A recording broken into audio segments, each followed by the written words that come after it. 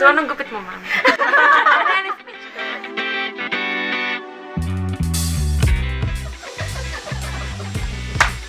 Kanina nakita kita, sobrang ganda mo. Ano ba? Ako lang to. Kalimutan muna natin ang takot na dala-dala. Huwag na munang ipaalala mga sakit na nadarama. Mahaba pa Ala, nahulog na. sa salubungin mga umagang kay ganda o kay bilis. Sana bigyan mo agad kami ng pamangkin. Gusto namin ng isa pang baby. Galingan mo, ha? Ng mata, huwag kang mag-alala. Laging makulit. Ay, hindi siya makulit. Sobrang kulit.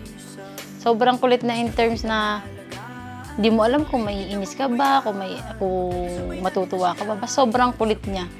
Anong isda ang lumilipad? Eh di e-fish. Okay. Sorry. Basta yun. Kalimutan muna natin ang takot na dala-dala. Huwag na munang ipaalala mga sakit na nadarama. Mahaba pa Kung wala lang misa, yari ka sa akin. umagang kay ganda. Sinabi ko na sa kanya na nanliligaw ako. Matagal na yun eh. Tapos, naisip ko, bakit hindi pa ako sinasagot nito? Kasi, nung paano ko siya sinagot noon, parang lagpas 1 year din siyang nag-try. That time kasi ayoko talaga mag-boyfriend. Ayun, nung pumunta ako sa kanila, umalis kami. May iniwan siya sa bahay, which is yung promise ring, yung Pandora. Tapos, nung sumakay na kami sa bus, Tapos, tinanong ko siya kung sa bus. Sa bus lang yun, tinanong ko siya. Ano ba, pwede ba na maging girlfriend? Eh, hinampas pa ako. Tapos yun, umuo naman siya. parang sabi ko yata, oo, ganyan, sige tayo. Naiya ako. Dahil ikaw ang bida ngayong gabi, sa aking tabi, nakangiti. Dahil ikaw ang bida ngayong gabi, sa aking tabi, nakangiti. Basta lagi ka mag-iingat. At saka dapat, mama, message ko po. Sige, sorry. Yung niyo po mga dapat huwag na kayong ginagabi ng uwi. Nagtatrabaho ako, anak. Lahat ng ginagawa ko para sa inyo at para sa mga Message anak ko to di ba? Oo. Sige, okay na, tapos na po ako. Sige, ingat ka lagi ha. Basta huwag mo kakalimutan, nanay mo pa rin ako. Ako, doon ako nakatira. Iba ang nanay, iba ang asawa. Thank you kasi lagi kang nandyan para sa akin. Araw-araw mong pinaparamdam kung gaano mo ako kamahal. Excited na akong makita ka. Uy! Sure akong ikaw ang pinaka-pogi mamaya. Wow. See you later, bawal ma-late. Sana magustuhan mo ang gift ko sa'yo. Later na yung isa. Ay! Ang bastos! Ang bastos nito. I love you so much.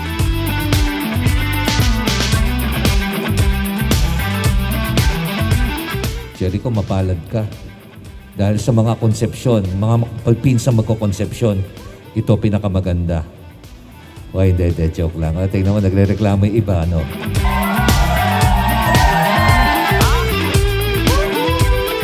Message niya ako pag may kailangan kayo.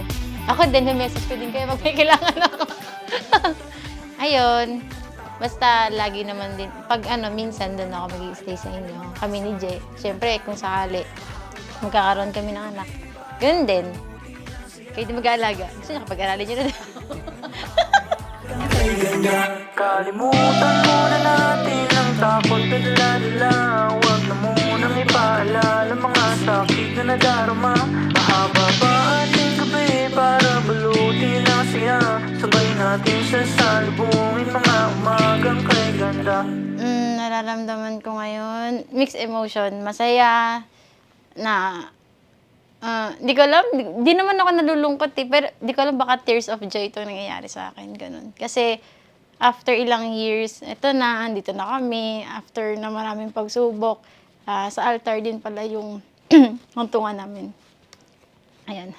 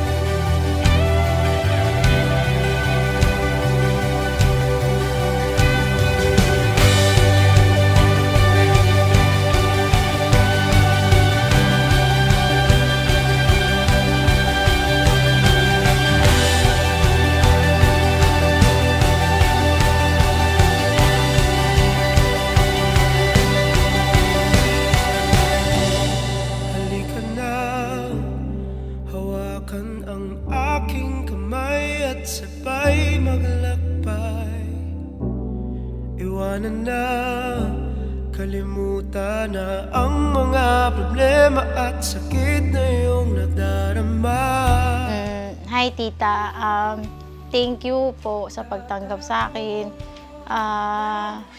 Promise ko po na kung ano po si Je before, ganun din po siya ngayon, lalo na nakilala niya ako. Magiging mabuting daughter-in-law tsaka asawa po ako ni Je sa inyo pong lahat. Mamahalin ko po si Je ng buong buo. Ano ba yan? Puso natin nagniningning ang mga bituin.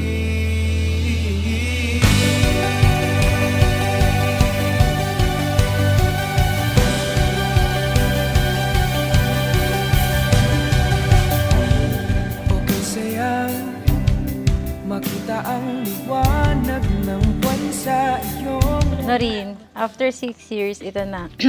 Magiging Mr. and Mrs. na tayo. New chapter of our lives. Alam naman natin na walang perfect relationship. Sigurado ako may times na mag-aaway tayo. Magkakatampuhan. Basta walang susuko. Sabi nga nila, hindi nyo mahal ang isa't isa kung hindi kayo nag-aaway. Isa pa. Siyempre, gusto ko mag-thank you sa lahat ng sakripisyo mo para sa akin. Sa pag-iintindi at sa pagmamahal sa akin ng totoo simula pa noon. After this day, Mrs. Bernardo, magiging iisa na tayo. I'm excited to spend the rest of my life with you, my wife, Jericho. Ayan lang.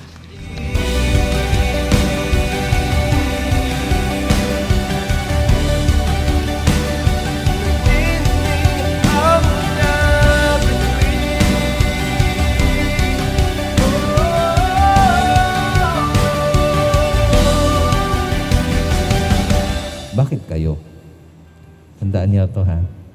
Bakit kayo? Hindi dahil sa pinili niyo lamang ang bawat isa. May mas malalim na dahilan. Pinili kayo ng Diyos para sa bawat isa. Because your love is a vocation.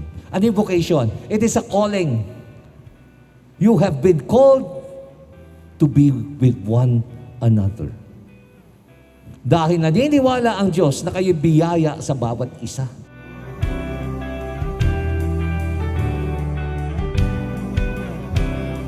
Thank you kasi lagi mo akong pinapatawa at pinapasaya, lalo na pag malungkot ako. I promise to be the best wife that you could ever ask for. Always remember na kahit anong mangyari, nandito lang ako palagi para sa'yo. Magbabago ang pagmamahal ko sa'yo, oo. Pero hindi magbabago na parang nababawasan kasi mas mamahalin kita araw-araw. I love you so much.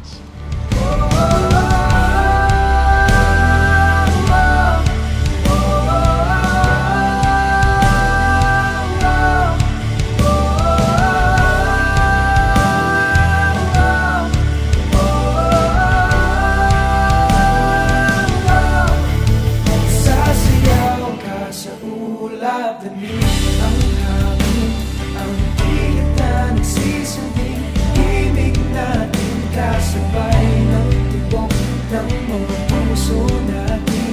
Nagniningning ang mga bituin. Sasayaw ka sa ulap, sasayaw ka sa ulap, sasayaw ka sa Jericho, maaari mo nang halikan ngayon ang iyong may bangay na si Noreen. sasayaw ka sa ulap.